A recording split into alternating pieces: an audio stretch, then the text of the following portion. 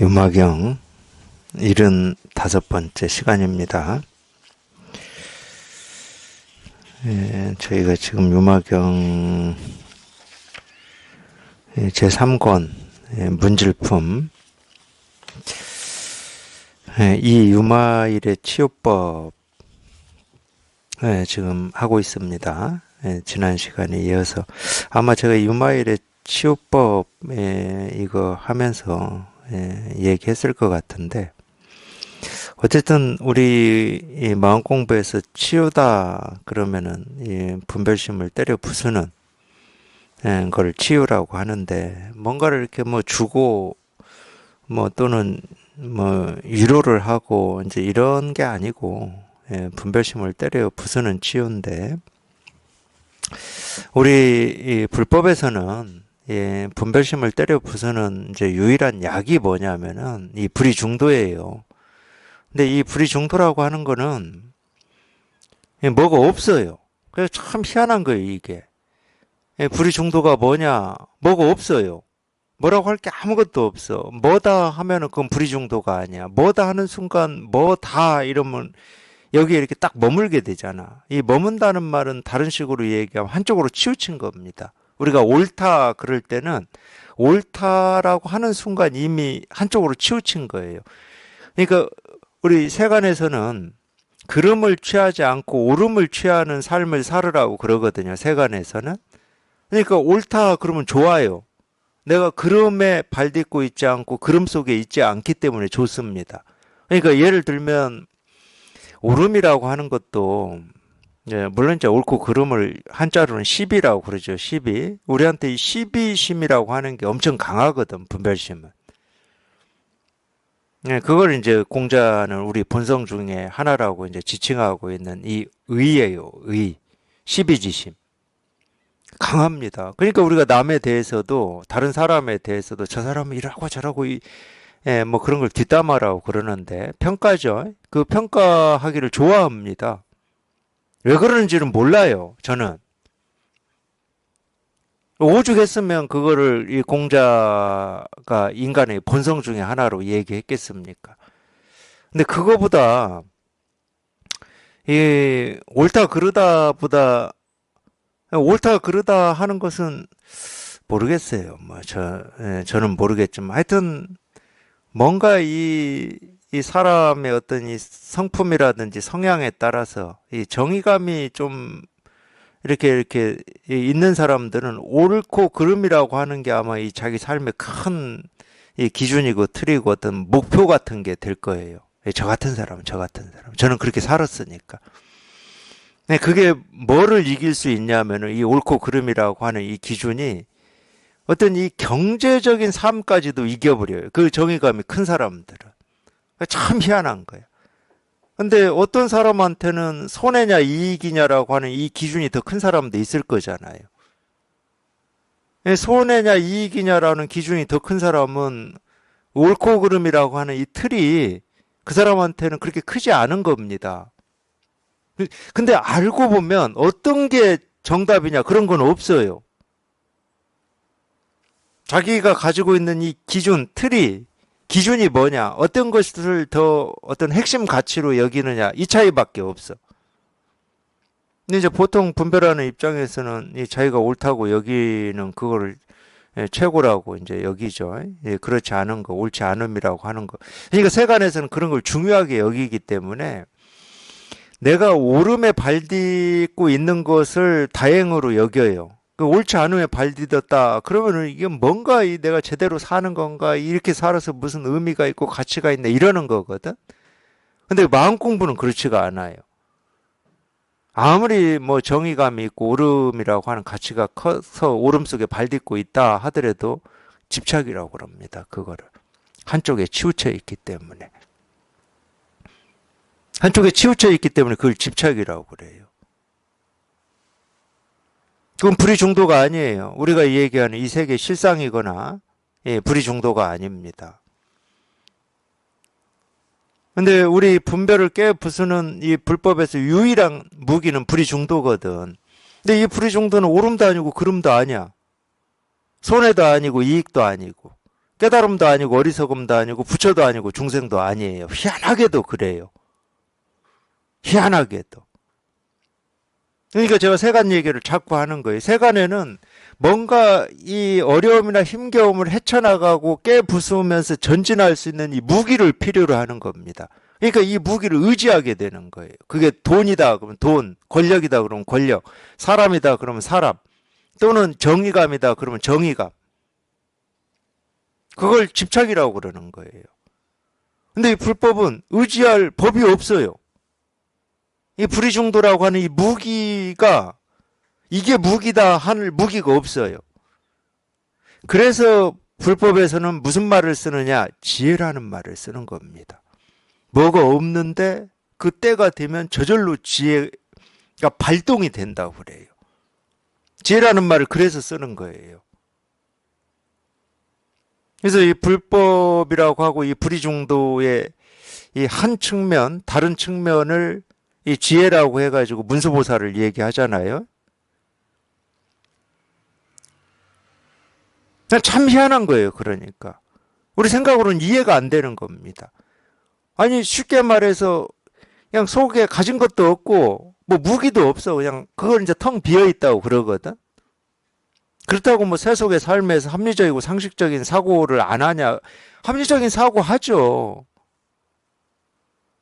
목요일 금요일에 저 서울 가고 대전 갈 때 뭐 기차를 타야 된다, 버스를 타야 된다. 그러면 그 시간에 그 버스 시간이나 기차 시간 전에 거기 여기나 터미널에 도착해야 되잖아. 그런 걸 우리가 합리적이고 상식적인 사고라고 하잖아.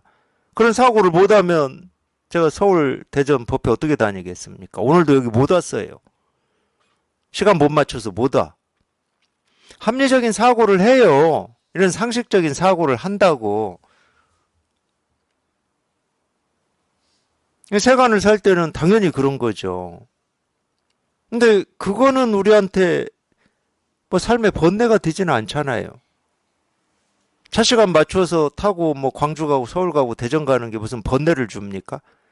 물론 이제 여기저기 다녀야 되는 게 즐거운 사람도 있고 다니는 게 그냥 피곤해 죽겠는데 내가 꼭 이걸 해야 되나 이러면 그게 번뇌가 되고 스트레스가 되겠지.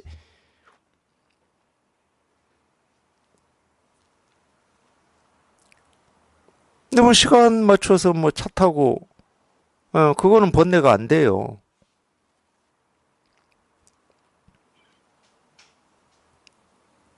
제가 이 얘기를 하는 이유는 뭐냐면은 근데 희한하게도 뭔가를 가진 게 아무것도 없어요. 예, 가졌다 그러면 뭐 우리가 가지면 뭘 가지겠습니까? 견해죠, 견해. 사실은 견해죠. 이 견해라고 하는 건 다 분별이잖아. 옳으냐, 그러냐, 좋으냐, 싫으냐, 이익이냐, 손해냐. 뭐 다 분별이잖아. 이렇게 해야 되나, 저렇게 해야 되나, 다 분별이잖아요. 근데 그런 게 없는데 어떤 일이 닥치면 그냥 저절로 이 지혜를 쓴단 말이에요. 그래서 불교에서 이 지혜라는 말을 하는 거예요. 근데 이 지혜라고 하는 이 빛, 그걸 이제 빛이라고도 하고 안목이라는 표현으로도 쓰는데 이 지혜 빛, 지혜 안목은 참 이게 정말 이런 측면에서는 불가사의하고 뭐 신기한 건데 이 지혜의 빛이 우리가 이렇게 표현해 보게요. 자기가 보고 듣고 느끼고 경험하면서 사는 이 모든 것이라고 한번 표현해 보게요. 그러니까 저희가 살면서 닥친 모든 일이라고 표현을 해 보게요. 그게 생로병사든 아니면 살면서 겪고 있는 뭐 사람 관계든 어떤 일이든 그 모든 일을 밝게 비추는 빛이란 말이야.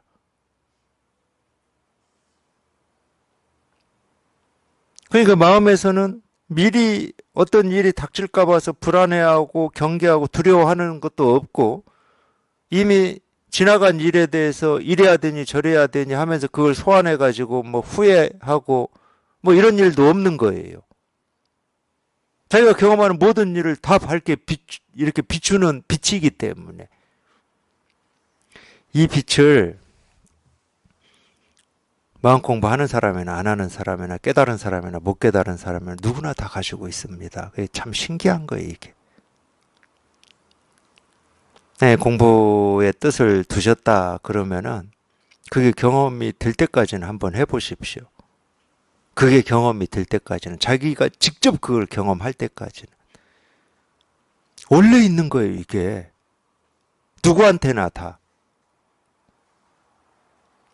이 지혜를 갖추기 위해서 내가 애쓰고 노력할 일이 아무것도 없었던 거예요. 그러니까 우리 이 공부하시는 분들은 내 공부를 더 깊이 하기 위해서 내가 뭘 해야지, 그런 게 없었던 거예요. 원래 없어, 그런 게. 누구한테나 다 있는 거야. 물론 이거를 교리에서는 불성이라고도 표현합니다. 이 불성은 누구한테나 다 있다.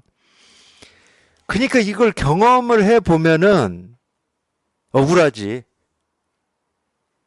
원래 이렇게 다 있는 거고 조금도 부족함이 없었는데 뭐 삶이 어떤 거지, 인생을 어떻게 살아야지, 뭐가 의미 있고 가치 있지, 뭐가 옳고 그러지, 어떻게 하면 공부를 더 잘할 수 있지, 이런 쓸데없는 생각 아니라고 인생을 다 낭비했던 거야. 정말로 이럴 거라고 상상이나 할 수 있었겠냐고. 이거 육조 스님이 하신 말씀이거든. 저희가 이 오조 홍인 대사가 금강경 가지고 법문을 해줬거든요. 몰래, 그것도 몰래. 그러니까 요즘으로 치면은 이 독과회를 해줬어요. 독과회를 밤중에 몰래 불러가지고 불빛 못 새어나가게 문을 이불로 막고 금강경 가지고 법문을 해줬거든. 근데 그 법문 듣다가 어느 때 그 법문 듣다가 뭐 하루 이틀 만에 그랬겠습니까? 법문 듣다가 또 마찬가지로 응무소주 이생기심이라고 하는 이 구절 법문을 듣다가 거기에서 그냥 자기도 모르게 또 그냥 크게 깨달아 버렸네. 크게 깨닫고 보니까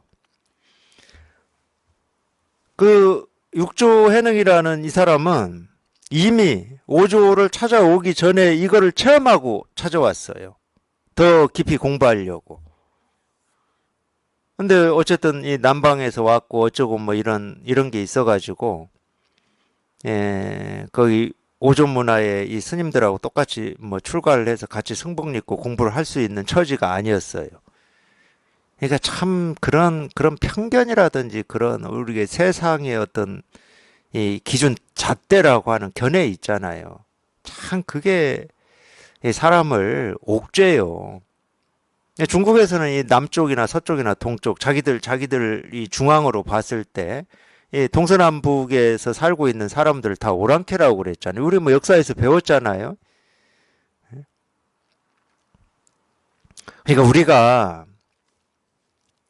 대한민국에 살고 있고 대한민국에 사는 입장에서 이제 중국을 이렇게 바라보니까 이 중국 떼놈들 해도 너무한다 이런 생각 하시잖아. 뭐 동북 공정이.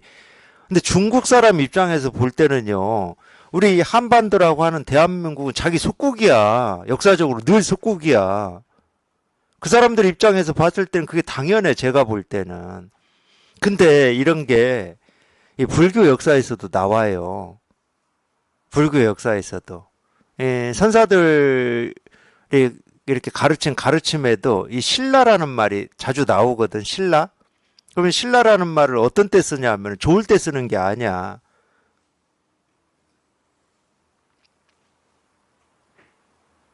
이미 지나가 버렸다 이럴 때 벌써 신라로 빠져버렸다. 그러니까 우리 삼천포하고 비슷해. 삼천포로 빠져버렸다.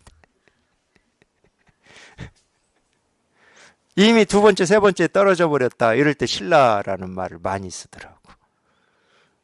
자기들이 봤을 땐 저 변방이에요. 저 변방. 변방도 뭐 그런 변방이 없어. 변방의 끝이야, 실은. 야, 우리가 볼 때나 뭐 중국 떼놈이라고 그러고, 뭐 우리 입장이야 뭐 당연히 저 정당하지 않다고 하는 건 아니에요. 근데 이 육조라고 하는 이 해능이 남방에서 왔거든, 남방.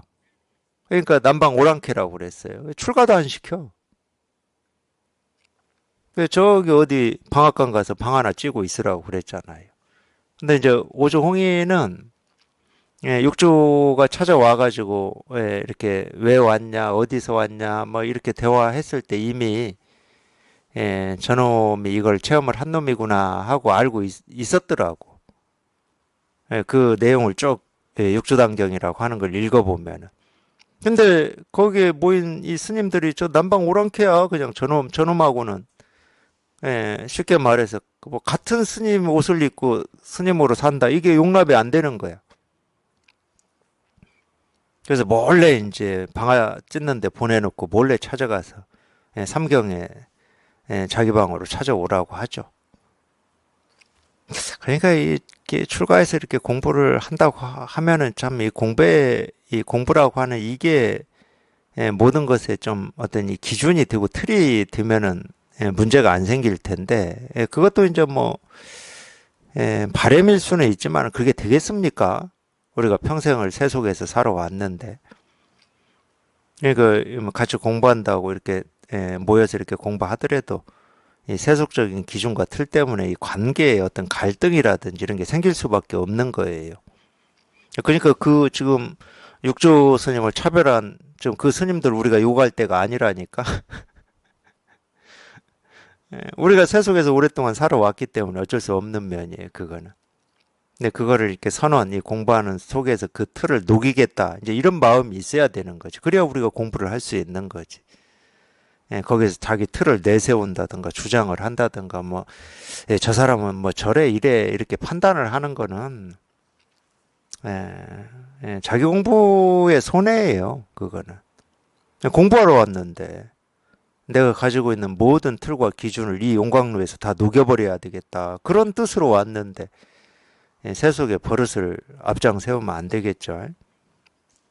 그래서 어쨌든 어느 날 몰래 가가지고 예, 내 방으로 오라고 했습니다. 예, 그러니까 이제 스님들 몰래 밤중에 찾아간 거에 삼경이라고 그러는데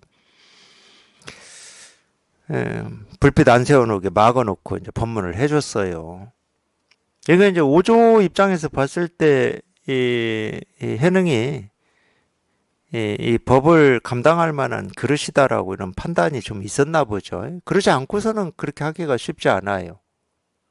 예, 저도 이렇게 선언을 해보지만, 예, 그게 어떤 거기에 이렇게 모인 스님들한테 알려졌을 때 어떤 이 저항이라든지 반발이라든지 뭐 이게 예상이 되잖아요, 충분히.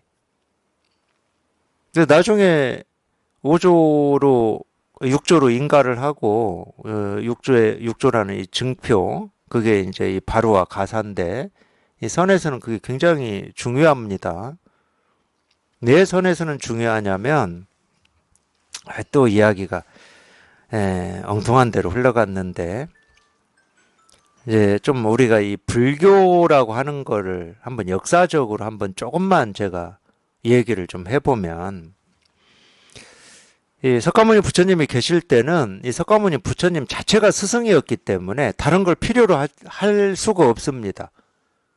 그분의 설법만 들으면 되는 거예요. 왜? 그분이 스승이기 때문에. 석가모니 부처님이 돌아가시고 나서는 이제 문제가 생긴 거예요. 물론 석가모니 부처님이 살아 계실 때 그 문화에서 이 공부한 어떤 사람이 이 석가모니 부처님 우리가 이제 세속적인 표현을 해볼게요. 그 중에 어느 분을 석가모니 부처님 후계자로 지정을 하고 돌아가셨다. 그러면 그렇게 크게 문제가 안 됐을 겁니다. 근데 우리가 알듯이 석가모니 부처님 후계자 지정을 안 했어요. 지정을 하는 게 맞냐 틀리냐는 얘기하지 마시고 그거에 대해서는 이제 또 이 공부의 관점으로 우리가 얘기할 수 있는 면이 있으니까.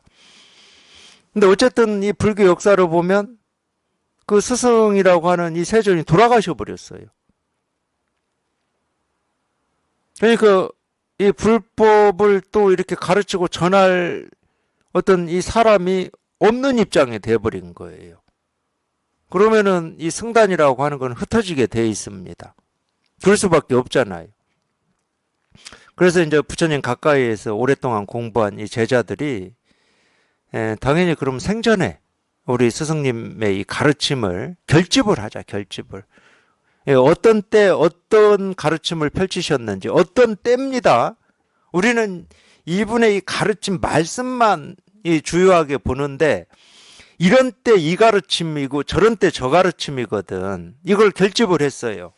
그러니까 네가 들은 거, 언제 어느 때 누가 찾아와서 이렇게 물었을 때 세존께서 이런 말씀을 하셨다. 이거 네가 기억하고 있는 거 이게 진짜인지 아닌지 그 자리에 같이 있었던 사람들이 정말 이렇게 들었는지 이거를 다 검증을 해가지고 결집을 했어요. 그 1차 결집이죠. 근데 그 1차 결집을 몇 개나 했겠습니까? 저도 수없이 도반들하고 지금 그렇게 하고 있거든요. 뭐 그때는 카페 없었으니까 카페 가서는 안 했겠지만 저 카페 가서도 하지, 식당 가서도 하지, 이렇게 전기법회에서도 하지, 수도 없이 해요. 기억 얼마나 하고 계세요? 못해요, 잘. 그리고 기억을 한다 하더라도 솔직하게 얘기할게요. 솔직하게. 제가 솔직하게 얘기하는 이유는 공감하실 거기 때문에. 저는 분명히 이렇게 가르쳤는데 기억하는 사람마다 다 다르게 기억을 하더라고.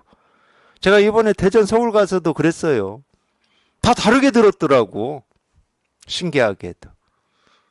자기만 정확히 들은 거야. 근데 다른 사람이 들은 내용하고 자기가 들은 내용이 달라요.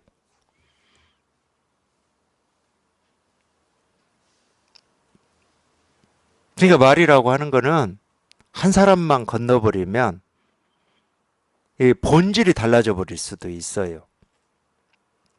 근데 그때 녹음기 없었잖아요. 근데 어쨌든 1차 결집을 했어요. 결집을 했는데 그때는 뭐 문자 있었고 말이 있었지만 문자를 기록하는 게 없었어요. 기록을 못했어요. 기록을. 그래서 기록을 못하고 그거를 이 구전으로 노래 형식으로 그걸 우리가 요즘으로 치면은 뭐 독송이라고 할 수도 있고 연불이라고 할 수 있습니다. 그래서 불교에 연불 같은 게 나온 거예요. 이걸 통째로 외우는 거예요. 외우려면 어떻게 하겠습니까? 그냥 우리가 요즘 절로만 치면 법당에서 시작해가지고 그 목탁 치면서 거기 음요를 노래처럼 넣어가지고 하는 게 제일 잘 외워지잖아. 우리가 시는 못 외워도 노래 가사는 외우잖아. 노래를 불러버리니까. 그렇게 몇백 년 또 흘러왔어요. 그래가지고 최초로 기록한 게 나뭇잎에 기록했다고 합니다. 나뭇잎에. 근데 불행하게도 나뭇잎에 기록한 그걸 잘 보관하고 있었는데 스리랑카 인도를 누가 침공했습니까? 영국이 침공했죠. 영국이 침공했을 때 스리랑카의 이 돌로 만든 이 창고, 돌로 만든 동굴이었어요. 여기에 보관해 놨던 그게 다 불타버렸어요. 근데 어쨌든 우여곡절 끝에 이렇게 기록이 돼가지고 이렇게 좀 남긴 남았어요. 근데 기록된 이게 진짜로 이 1차 결집했을 때 결집된 그 내용인지 아닌지는 모릅니다. 지금 우리가 그걸 확인할 수가 없어요. 근데 결국은 우리가 이 불교를 얘기할 때, 불교 역사를 얘기할 때 부처님의 이 가르침이라고 하는 게 문자로 기록된 경전이 지금 있습니다. 뭐 소승에서 얘기하는 경전이든 대승에서 얘기하는 경전이든 경전이라고 하는 게 있어요. 물론 그냥 이건 그대로 얘기를 해드릴게요. 대승경전이라고 우리가 얘기하는 경전 있잖아요. 금강경, 화엄경, 법화경 뭐 이런 경전이 있잖아요. 이건 세존께서 생존에 말씀하신 가르침이 아니에요. 다 나중에 만들어진 겁니다. 그래서 뭐가 잘못됐다고 제가 얘기하는 게 아니에요. 근데 어쨌든 이제 믿고 의지해서 공부할 거는 이 부처님의 말씀이라고 하는 이 경전, 이 글자 이거밖에 없는 거예요. 불교에서 보면은. 그래서 경전을 그렇게 뭐 이 불교를 공부하시는 분들이 중요하게 여긴 거죠. 그 마음이야 우리가 100번, 1000번 뭐 공감할 수 있어요. 근데 이 경전이 공부의 어떤 그거일 때는 이제 지금 이 얘기 하고 싶은 거예요, 제가. 스승이 필요 없습니다. 스승이. 왜? 경전이 스승이기 때문에. 경전이 스승이기 때문에. 그 부작용 이런 거 얘기하지 않을게요. 부작용이 뭐 어떤 부작용이 있냐 없냐. 지금 그거 얘기하려고 하는 때가 아니니까. 스승이 필요 없어요. 스승이 경전이야. 부처님 말씀이거든. 그러니까 거기는 족보가 없어요, 족보가. 거기는 족보가 없는 거예요. 경전이 스승이니까.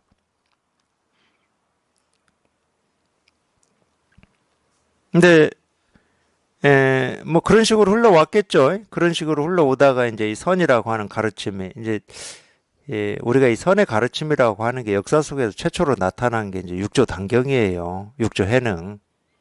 뭐 우리가 이 공식적인 불교 역사에서는 인도 28대 조사인 달마가 중국에 이 선을 전했다고 그러는데 그건 공식적인 이야기고 어떤 이 족보 속에서 이렇게 족보를 이렇게 만들면서 나온 공식적인 이야기고 달마는 사실은 중국에 왔을 때 능가경 가지고 왔거든.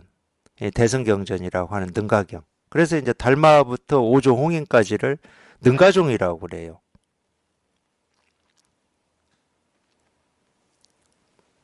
근데 오조 홍인은 희한하게 이 능가경을 소위경전으로 삼지를 않고 금강경을 소위경전으로 삼았더라고. 그건 좀 희한해요. 그거는 이제 불교 학자들이 이제 해야 될 일이고 제가 할 일은 아닙니다. 그래서 이 선의 가르침이라고 하는 게 이제 육조 해능 스님에서부터 이제 처음 나오게 된 건데, 이 선이라고 하는 거는 이 경전을 가지고 공부하는 것과 어떤 차이가 있느냐. 스승이 부처님하고 똑같이 세존 때하고 똑같이 이 스승이 제자들을 직접 가르칩니다. 이렇게 가르쳐요. 이렇게 살아있는 스승이 살아있는 제자들을 이렇게 가르쳐요. 그러니까 거기는 스승이 있는 거예요. 선은 경전이 없어요. 선은 그러니까 오로지 살아있는 스승의 이 가르침이 전부예요. 선은 그러니까 이 선은 족보가 있는 거예요. 그래서 왜 선에서만 족보를 만들어 놨을까요? 인도 28대 조사, 중국 뭐 6대 조사 왜 만들어 놨을까요? 살아있는 스승이 직접 가르쳤기 때문에 그래요. 그래서 선의 가르침은 어떻게 이어진다? 마음에서 마음으로 전해진다. 마음에서 마음으로 전해지려면 살아있는 스승과 살아있는 공부하는 제자가 있어야 되는 거예요. 근데 경전 공부는 그렇지가 않아요. 경전만 있으면 돼. 그래서 이 선의 특징 5가지를 그래서 이 얘기하는 겁니다. 직지인심, 견성성불, 교회별전, 이심전심. 교회별전. 경전 밖에서 전하는 거예요. 마음을 전하는 거니까. 그래서 경전은 부처님의 가르침이고 이 선은 부처님의 마음이라고 하는 겁니다. 이 마음을 곧장 전해요. 곧장. 곧장 전해서 마음과 마음이 그냥 딱 통하게 만드는 거예요. 그래서 이 선의 가르침도 이 족보가 있었어요. 그러다가 이제 6대 조사까지 있고 난 뒤에 이제 이 조사라고 하는 족보는 없어집니다.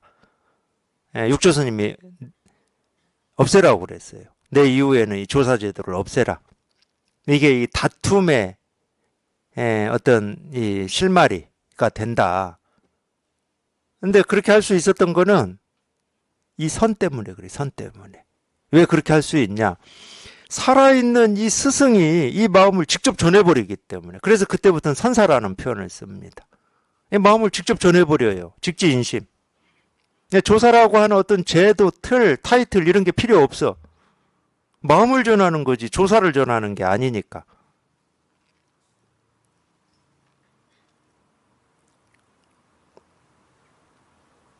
그래서 선은 스승이 있습니다. 스승이. 선을 공부하는데 스승이 없다. 그건 뭔가 이상하지. 그럼 누구로부터 마음을 받을 거야? 누구로부터 이걸 받을 거냐고. 이걸 깨달아서 이거를 전하는 사람이 있어야 될 거잖아. 그래서 스승 없이 깨달은 사람들을 독각이라고 그러는 거예요. 그런 사람들도 있습니다. 스승 없이 뭐 이걸 체험하는 분들도 있어요. 뭐 체험하고 그 뒤에 공부가 뭐 깊어지냐 마냐 뭐 이런 얘기 하지 않는다 그러면은 당연히 있어요. 가끔 선원 찾아오시는 분들 중에서도 이 선의 가르침을 접해본 적이 없는데 살면서 그냥 어떤 이래서 그냥 이거를 자기도 모르게 문득 체험하신 분들이 있더라고.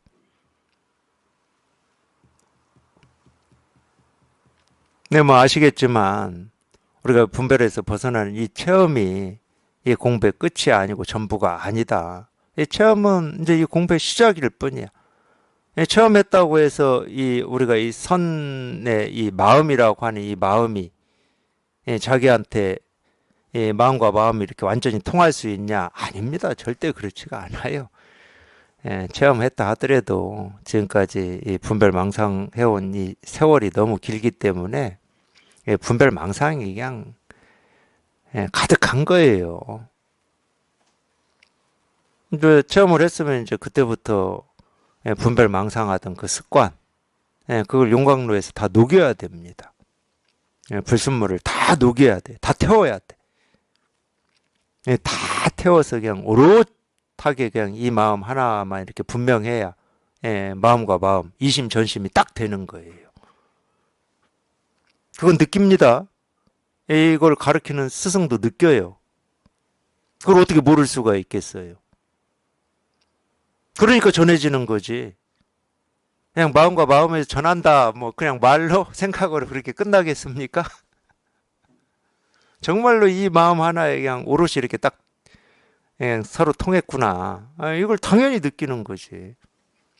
그리고 만약에 공부하는 분이다 그러면은 자기가 그렇게 됐다 그러면은 자기가 된 만큼 이 스승을 보는 눈이 있거든. 이거를 보는 눈이 생겨요.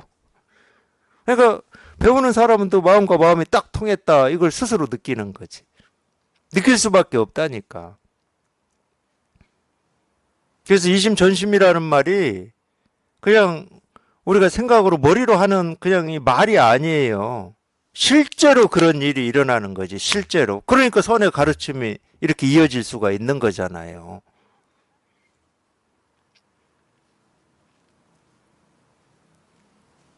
뭐 마주에서 백장으로, 백장에서 황벽으로, 황벽에서 임재로.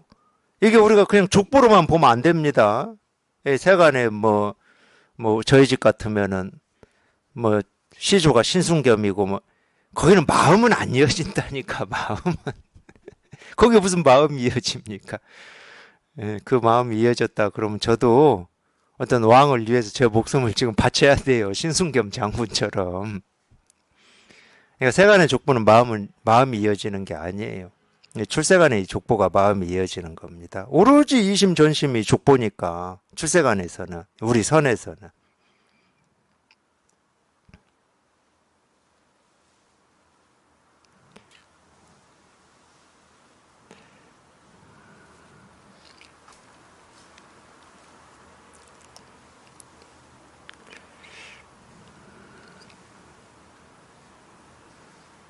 그래서는 교를 안 해요. 그러기 때문에. 부처님의 마음을 깨달으면 되는 거지. 교를 할 필요가 없어요. 부처님의 마음을 깨달아서 이게 이렇게 익숙해지고 분명해지면 부처님의 가르침이라고 하는 교이 있잖아요. 우리가 말하는 경전. 경전은 그냥 저절로 보이게 돼 있습니다. 저절로 보여요. 저절로. 아니 말로도 가르치고자 하는 거는 이 마음을 가르치는 거거든. 말로도.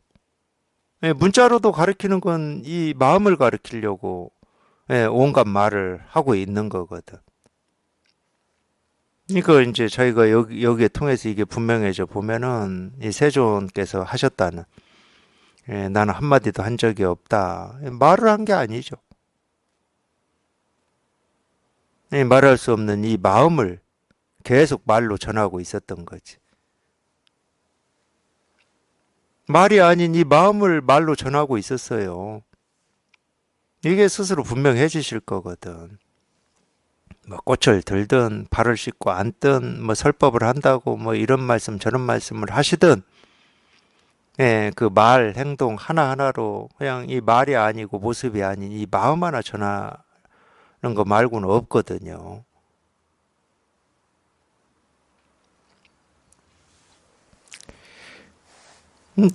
근데 이 마음은 모습이 없어요. 우리가 이 불이 중도다 뭐 이렇게 표현을 하지만은 뭐 이건 그냥 모습도 없고 어떤 대상도 아니고 뭐라고 할 게 아무것도 없는데 희한하게 그런 힘, 그런 지혜가 나오거든. 그러니까 신기한 거예요. 세간은 절대 그렇지 않습니다. 그래서 세간은 어떤 지식, 정보, 경험 이런 걸 중요하게 여겨요. 출세간은 그렇지 않습니다. 그냥 오로지 그냥 우리가 이 마음이라고 하는 이거 하나, 이거 하나. 네, 여기에 통해서 이것만 분명해지면 그냥 저절로 다 되는 거예요, 저절로. 그래서 그런 말이 있죠. 예, 근본만 분명히 할 뿐, 예, 말단을 신경 쓰지 마라. 왜? 근본문을 분명히 하면 말단은 저절로 가지런해지거든. 저절로. 근본만 분명히 하면은. 이 근본을 따르지 않을 말단은 없어요. 이 세상에 어떤 일도. 이 얘기는 자기 삶에서도 마찬가지다는 거예요. 이 자기가 뭐 일상이라고 하고 삶이라고 하는 그 모든 것들이 이 근본을 따르지 않는 일은 없습니다. 근데 이제 공부를 해 보시면은 이 공부가 있고 내 일상의 삶이 있는 것처럼 느껴지는 거야. 그러니까 이 괴리 같은 게 있어요. 아니 뭐 공부만 한다고 해서 일상이 어떻게 이런 생각들, 이런 질문들을 많이 하세요. 저한테 많이 합니다. 이런 질문들을. 그 얘기는 뭐냐? 이 공부라고 하는 것하고 자기 삶이라고 하는 게 아직 이렇게 따로 있어요. 따로. 따로 없습니다. 따로 있을 수가 없어요. 그래 따로 있다라고 생각하는 건 뭐하고 같은 생각이냐면 예, 물과 물결이라고 하는 게 따로 있다고 생각하는 거예요. 물이 있고 물결이 있다. 나는 이 물을 지금 잘 다스리고 다스리는 일이 있고 지금 막 물결이 일어나는 이 물 있잖아요. 그러면 이 일은 또 어떻게 해야 됩니까? 이렇게 묻는 거하고 똑같아요. 뭐 충분히 전달이 됐는지는 모르겠지만 물결 없는 물은 없고 물 없는 물결은 없어요. 물과 물결은 한 번도 떨어져 있어 본 적이 없습니다. 이걸 달리 얘기하면 우리가 일상에서 경험하는 그걸 삶이라고 하든 뭐 인생이라고 하든 그런 일이 없고 법만 있냐? 그런 일은 없어요. 그럼 법은 없고 일상에서 내가 경험하는 일만 있냐? 그런 일은 있을 수가 없다니까. 우리가 법이라고 하는 것과 내가 일상에서 경험하는 것은 한 번도 떨어질 수가 없는 겁니다. 물과 물결하고 똑같아요. 근데 자기 스스로가 이 공부는 공부고 일상은 일상, 물은 물이고 물결은 물결인 경우 있습니까? 없어요. 그러니까 그런 생각이 있다는 것은 아직 자기가 그 분별에서 다 훌쩍 못 벗어났다는 뜻이거든. 분별에서 다 벗어나 보면은 도 아닌 게 없어. 깨달음 아닌 게 없고. 내가 일상에서 보고 듣고 느끼고 경험한 하나하나가 그냥 전부 그냥 내가 공부라고 말하고 있고 마음이라고 말하고 있는 그냥 이 마음을, 이 깨달음을, 이 도를 다 실현하고 있고 드러내고 있을 뿐이야. 그러니까 이 도와 일상의 삶이라고 하는 거는 그냥 물과 물결처럼 한 몸으로 흘러가는 거예요. 그러니까 당연히 근본만 분명히 하면 말단은 저절로 가지런해진다 이런 말을 하는 거지. 말단을 가지런하게 해서 뭐 공부를 할 수 있는 그런 건 아니라니까.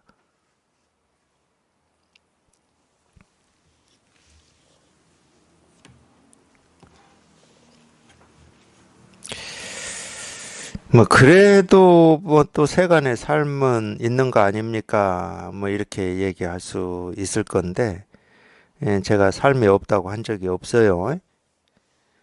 세간에서 삶이라고 자기가 말하고 있는 보고 듣고 느끼고 경험하는 하나하나가 우리가 이 법이라고 하고 깨달음이라고 하고 하는 이거하고 이렇게 떨어져서 따로 존재한 적이 없다. 둘이 아니다. 이 얘기하고 있는 거예요. 그러면 저절로 세간에서 일어나는 일은 필요에 따라서 대응도 하고 해결할 거 해결하고 할 일 있으면 할 일도 하고 다 하는 겁니다. 어떻게 공부만이라고 하는 건 없다니까? 공부만이라고 하는 건 없어요. 그 어디에도 없어요. 뭐 깊은 산속에 들어가서 공부만 한다. 깊은 산속에 들어간다고 해도 뭐 밥 먹고 잠자고 뭐 불 떼고 뭐 이런 거 안 합니까? 어디 무인도 가서 산다. 그렇다고 안 하냐고. 숨도 쉬어야 되고.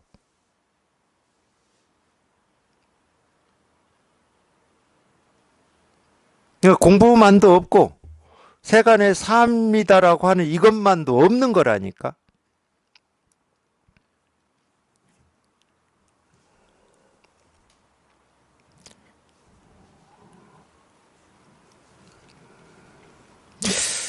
근데 물론 이제 우리가 공부할 때는 정말로 이거 하나 깨닫고 싶은데 자꾸 우리가 지금까지 세상을 살면서 이렇게 해결해야 되고 겪어야 될 일들이 있잖아요. 예를 들어 직장을 다니신다 그러면 출근하고 퇴근하고 막 직장에서도 이 사람 저 사람 이 일 저 일로 시달리기도 하고 이제 이러니까 나는 지금 이거 하나 깨닫고 싶은데 자꾸 이제 이런 일에 신경을 써야 되고 이런 일 때문에 스트레스를 받고 그러면 이제 이 깨닫는 이 일을 하는데 좀 방해가 되고 장애가 되는 거 되니까 이제 우리가 그런 생각을 하시거든. 공부만 하고 싶다. 뭐 이런 생각을 하시거든.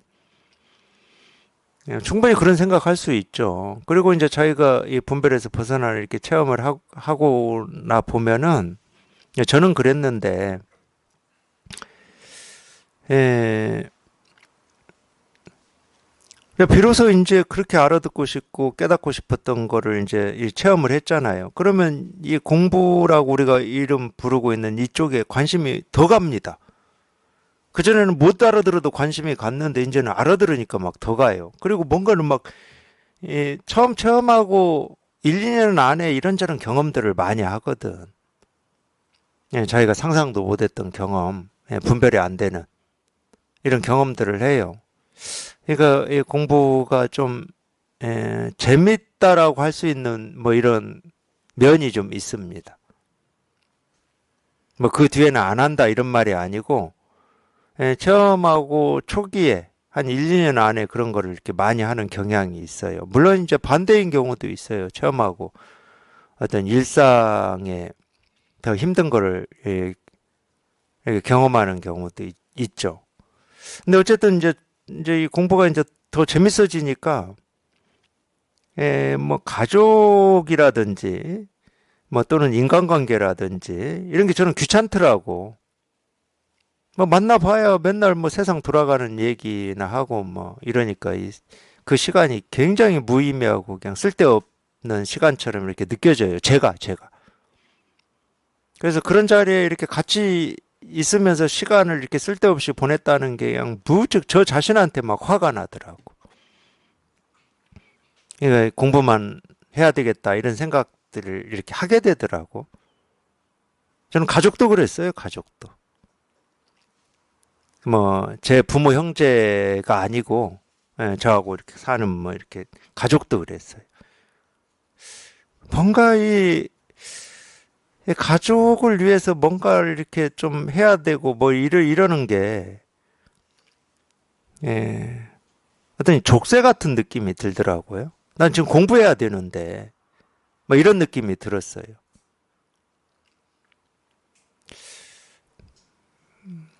그게 제가 체험하고 뭐 얼마 만인지는 초기였을 겁니다. 초기. 예. 자기가 이제 그런 느낌이 들면은 아무래도 이제 가족에서도 좀 부딪히는 일이 생기죠. 그냥 부딪히면은 그냥 에라 모르겠다. 이제 집 나간다고 그냥 나가버리고. 예. 잘 됐다 하고 나가버려. 뭐 나가서 몇 시간 만에 이제 항복하고 귀환하죠. 집 나가 보세요. 뭐 배고프고 뭐 갈 데도 없고. 그래서 저도 그런 거를 겪었어요. 근데 이제 겪다 보니까 어느 순간에 거기에서 이렇게 벗어나지는 때가 있더라고요. 딱 벗어나지는 때가. 참 그것도 이제 희한한 건데 이렇게 벗어나 보니까 벗어나서 딱 보면은 내가 나를 이렇게 어떤 이렇게 이 가족이라는 감옥이나 이 족쇄로 나를 이렇게 붙들고 있었다고 여기는 그게 자기 공부에 정말 큰 스승이 되더라고. 우리가 흔히 말하는 정말 이게 나를 공부시키는 거였구나. 그러니까 오히려 이제 고마움이 생겨요. 고마움이. 자기를 공부시켰으니까. 그러니까 이 공부만 또는 뭐 이 삶이라고 하는 이것만 이런 건 없어요.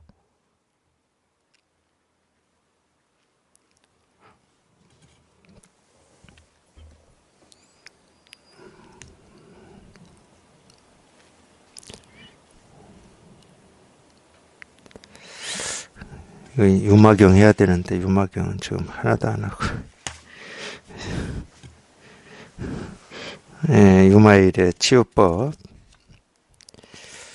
이 둘이 이미 없는데 무엇이 다시 공인가? 아마 이 앞에 뭐 이 뭐 이런 얘기가 나왔나 보죠. 그러니까 우리가 이 공을 얘기할 때는 이 말이라고 하는 건 다 그래요. 이 말은 다 생각인데 우리가 공을 얘기하려면 공 아닌 거를 밑에 깔아야 됩니다. 그거를 이제 우리가 공 아닌 걸 색이라고 보통 얘기하죠. 상대되는 걸 깔아야 돼. 오름을 얘기하려면은 그름을 깔아야죠. 오름 혼자 존재할 수 있습니까? 오름 혼자 이렇게 존재할 수 있냐고. 근데 머릿속에서는 가능한 것 같아요. 자기 머릿속에서는 이 옳은 세상을 만들고 싶잖아. 근데 우리 체험하고 공부해보면 그런 의문이 풀릴 거예요. 예를 들면 기독교에서 하느님을 뭐라고 표현하냐면 전지전능이라고 표현해요. 전지는 모르는 게 없고 전능이라고 하는 거는 하지 못할 일이 없다는 말이잖아요. 모든 걸 다 할 수 있다는 말이잖아요. 그런데 모든 걸 다 알고 모든 걸 다 할 수 있는 분인데 왜 사탄이라고 하는 거를 안 없애지? 이런 의문 있지 않았습니까? 저는 있었어요. 너는 교회는 안 다녀봤지만 당연한 말 아니에요? 예를 들어서 자기 스스로가 전지전능한 존재다. 그러면 자기 삶에서 어떤 고나 불행이라든지 병이라든지 늙음이라든지 죽음이라든지 그거 다 없애버리면 되잖아. 전지전능하다 그러면. 근데 자기가 전지전능하지 못하니까 그 능력이 없어요. 그러니까 불행이 와도 겪어야 되고 그러잖아. 제가 이 얘기를 왜 하겠습니까? 전지전능한 이 하느님을 얘기하려면은 사탄이 필요한 거라니까. 사탄이 필요하지 않으면 전지전능한 하느님 얘기할 필요가 없어요. 사탄이 없는데 전지전능을 뭐 하려고 얘기해. 모든 걸 알고 모든 걸 할 수 있는 존재를 왜 이야기하냐고. 사탄이 없는데. 불행이 없는데 뭔 행복을 왜 얘기해요. 불행이 없는데. 그러니까 죽음이 없으면 삶을 얘기할 필요가 없어요. 실은. 죽음이 없는데 삶을 왜 얘기합니까? 우리가 삶을 얘기하는 이유는 하나밖에 없어요. 이 삶이라고 하는 게 유한하기 때문에 얘기하는 겁니다. 내가 이렇게만 살다가 죽으면 무슨 의미가 있지? 유한하기 때문에 삶을 얘기하는 거예요. 이 얘기는 무슨 얘기예요? 하느님은 전지전능하다 이 말을 하는 순간 그 하느님은 자기 생각이 만들어낸 하느님입니다. 자기가 만든 하느님이에요. 깨달음도 똑같아요. 이런 게 깨달음이다. 그러면 그건 자기가 만든 깨달음이에요. 실제로는 우리가 분별에서 벗어나는 체험, 이 견성 체험이라고 하는 걸 실제로 체험해보면 여기에는 부처도 없고 중생도 없어요. 부처라고 하는 게 있다. 그럼 반드시 중생이 같이 생겨나는 겁니다. 뭐 이런 거를 뭐 대성불교에서 누가 했나요? 이런 걸 많이 얘기하는 게 용수가 얘기했나요? 중론에서? 그것까지는 제가 모르겠고 뭐를 하나를 우리가 세운다. 그럼 이 반대되는 이 상대를 반드시 세우게 돼 있어요. 같이 생기고 같이 사라지는 거거든. 근데 우리 분별에서는 그렇지가 않아요. 그냥 행복만 따로 있다 이렇게 착각을 해요. 자유만 따로 있다 착각을 합니다. 그러니까 행복을 바라는 거예요.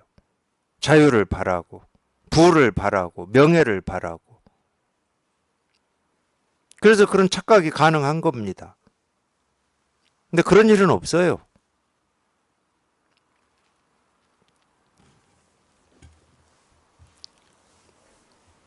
이 깨달음도 마찬가지예요. 이 깨달음이라고 하는 게 있어서 깨달음이라는 이름으로 이렇게 부르는 게 아닙니다. 깨달음이라고 하는 게 자기 머릿속에 마음속에 털끝만큼이라도 있다. 그러면 그건 깨달음이 아니에요. 공도 마찬가지. 그래서 이제 또 공이라는 말을 쓴 건데 이 공이라는 말을 또 쓰게 되면 이 깨달음이라고 하는 어떤 깨달음이 있다고 착각하기 때문에 공이라는 말을 썼을 거잖아요. 뭐라고 할 게 없다. 여긴 텅 비고 깨끗하다. 텅 비고 깨끗하다는 말을 이렇게 딱 쓰게 되면 텅 비고 깨끗한 어떤 또 상태를 만들어 버려요. 그걸 만들 수 있는 것은 가득 차고 더럽고 깨끗하지 못한 이것이 있기 때문에 머릿속에 만들 수 있는 겁니다. 이게 없으면 못 만들어요, 우리는. 텅 비고 깨끗함이라고 하는 것이 만들어졌다. 그러면 더럽고 뭔가 이렇게 지저분한 것이 같이 이렇게 만들어지는 겁니다. 그래서 자꾸 불의중도를 얘기하는 거예요. 여기는 부처도 없고 중생도 없고 뭐라고 할 게 아무것도 없다. 정멸, 열반 이야기를 그래서 하는 거예요. 물론 정멸, 열반도 마찬가지야. 그러니까 이런 게 귀찮으니까. 이런 뜻으로 이런 말을 하고 있는데 이런 말을 해놓으면은 여기에 뭔가 이렇게 붙어 듣는 사람들이. 그러니까 귀찮아. 귀찮기도 하고 이 약의 효과가 좀 떨어져.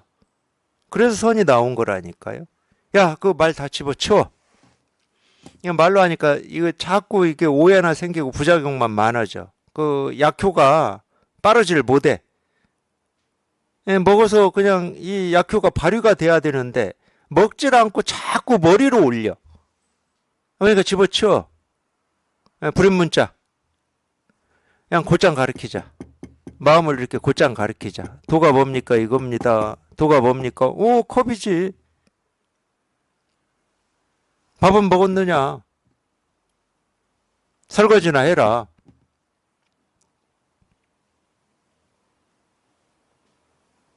근데 거기에서도 또 이것도 말이니까. 도가 뭡니까? 물었더니 조주가, 밥은 먹었냐? 네, 먹었습니다. 설거지나 해. 이것도 말이다 보니까, 이 설거지나 하라고 한 이 말은 이런 뜻이다, 저런 뜻이다, 이렇게 또 머리 좋은 사람들이 이렇게 해석을 또 하기 시작해요. 희한하게도. 이 설거지는 뭔가 이 그릇에 묻은 이 털, 그런 거를 씻어내서 깨끗하게 만드는 거니까, 뭐 설거지나 하라는 말은 네 분별심을 내려놓으라 이런 뜻이 그런 식으로 해 또. 그러면 뜰 앞에 잣나무는 어떻게 해석을 하려나? 그런 분들은 도가 뭐냐? 이게 뜰 앞에 잣나무다 이러면 뭐 그럼 어떻게 해석해야 돼? 그러면 그렇게 해석하시는 분들은 그런 말이 아니에요. 직지라고 말씀하시잖아. 아니, 이 얘기 하잖아요. 직지 곧장 가르친다고. 그냥 뜰 앞에 측백나무 설거지나 해라. 밥은 먹었느냐 하고 이렇게 직접 가르친다고. 직접적으로 가르치는 거. 그러니까 아침밥을 먹었는지 안 먹었는지 그거 묻는 게 아니라고. 그릇에 묻은 뭐 이런 거를 깨끗이 씻어내라. 네 분별심을 씻어내라. 이런 말을 하는 게 아니라고. 본래 마음을 직접 가르치는 거라고. 그러니까 그 말을 듣고 그냥 문득 자기 마음이 이렇게 실감이 되면 마음과 마음이 통하는 거고. 그냥 이 분별심을 다 깨끗이 비우라고 하는 말이구나. 그럼 못 깨닫는 거지.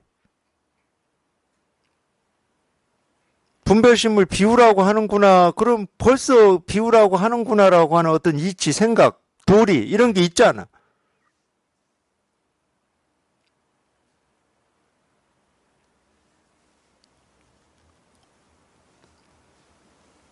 그러니까 이 가르침이라고 하는 게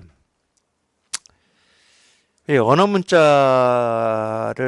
어떤 의지해서 하면은 더 큰 어떤 오해가 생기고, 근데 언어 문자를 안 쓸 수가 있나, 이게. 아무리 손에 가르침이라고 해도, 네, 도가 뭡니까? 뜰 앞에 측백나무다. 이렇게 또 이 문자 언어를 쓴단 말이야.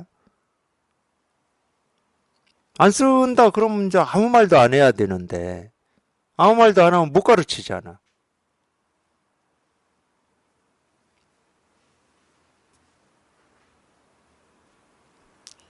그렇기 때문에, 예, 부처님의 이 가르침 말씀이라고 하는 이 경전을 보든지, 이 선의 가르침을 이렇게 들으면서 공부를 하시든지, 그러니까 공통적으로 얘기하는 게 있어요.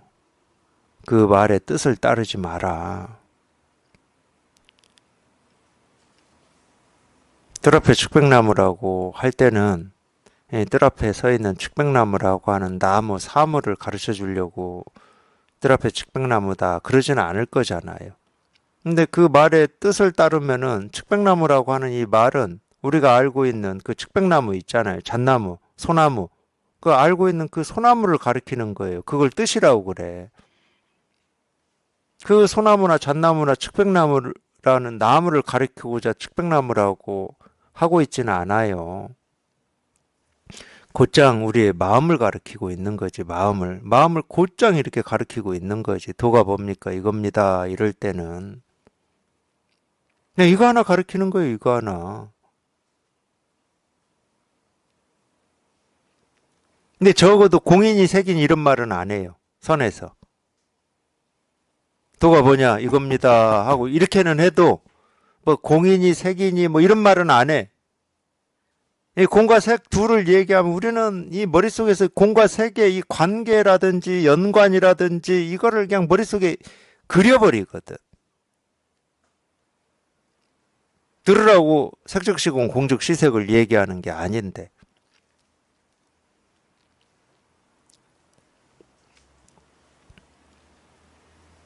그러니까 그렇게 통하고 싶고 깨닫고 싶다라고 하는 그게 뭔지는 모르시잖아요. 아무리 우리가 여기에 통하고 싶고 깨닫고 싶다 하더라도 그 깨달음이 뭔지 안다 그러면 뭐 깨닫고 싶겠습니까? 뭔지 모르니까 거기 통하고 싶은 거지. 그렇게 자기가 통하고 싶어 하는 그 깨달음, 그걸 이름으로 깨달음이니 뭐 돈이 뭐라고 부르든 그거를 이렇게 지금 바로 이렇게 직접 이렇게 가르쳐 드리고 있는 거라니까. 그걸 깨닫고 싶다고 하는 그게 그냥 이거다 하고 이렇게 직접 가르쳐 드리는 거예요. 그냥 이거라고. 이거다 하고 이렇게 딱 보여주는 거예요.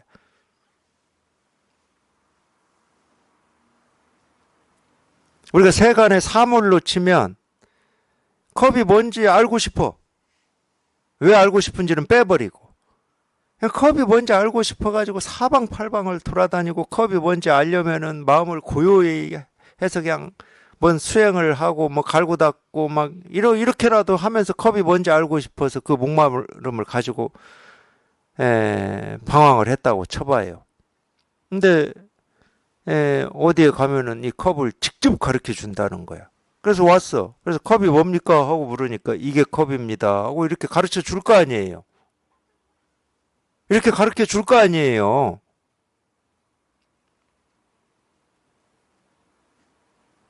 예를 들면 다른 데서는 컵은 무슨 손잡이가 있고 안에는 비어 있고 밖에는 뭐 이렇게 둥그렇게 이렇게 만들어져 있어서 안에 뭐 물을 따라 마실 수도 있고 막 이렇게 설명을 했어. 그런 데는 컵은 안 보여주고 컵이 없으니까 거기는.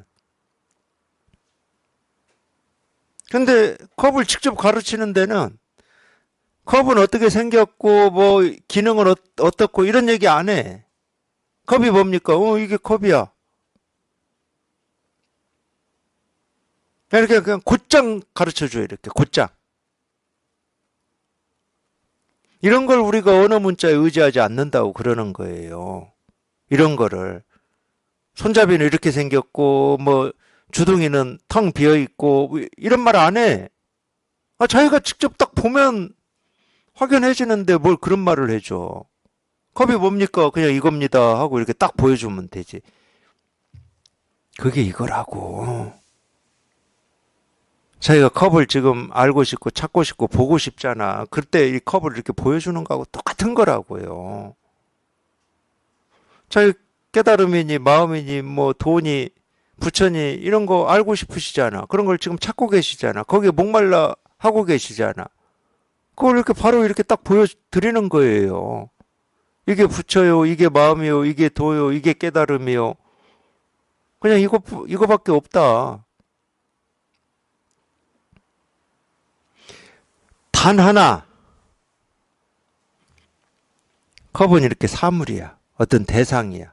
그러니까 모습이 있다 이 말이에요. 대상은 모습이 있잖아요. 그러니까 우리 이 눈으로 보고 바로 확인이 돼.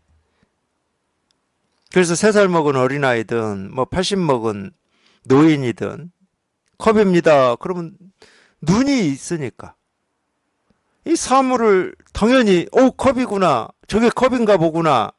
다 알아요. 이렇게 대상이 있으니까 모습이 있으니까 그걸 우리가 분별할 수 있다고 그래요. 그런 거를. 단 하나 우리 마음은 그렇게 알고 싶은 마음은 모습이 없어가지고 이 눈으로 못 보는 거야.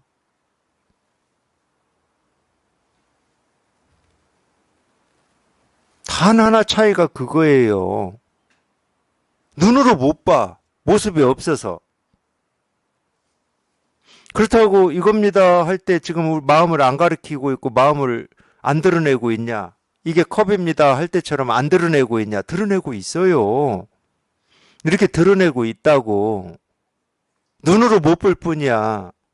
그럼 어떻게 해야 돼? 마음으로 봐야지. 눈으로는 못 보니까. 이게 컵이다. 사물을 볼 때는 마음 필요 없어요. 그냥 쉽게 얘기하자고. 그냥 눈으로 보면 돼. 마음은 눈으로 못 봐요.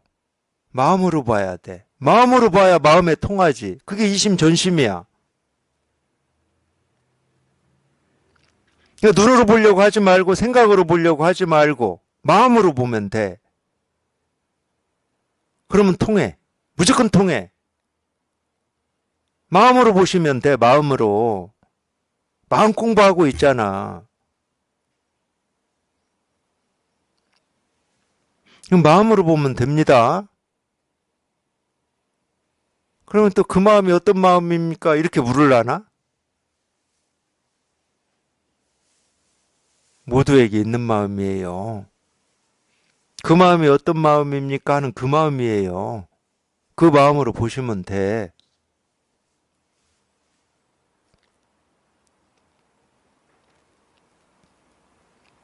마음으로 보셔야 됩니다. 그럼 보여요. 그럼 보여요. 너무 분명해. 너무 분명해. 그냥 이래요. 이렇습니다. 이럴 뿐이에요. 이럴 뿐. 이럴 뿐이야. 이럴 뿐.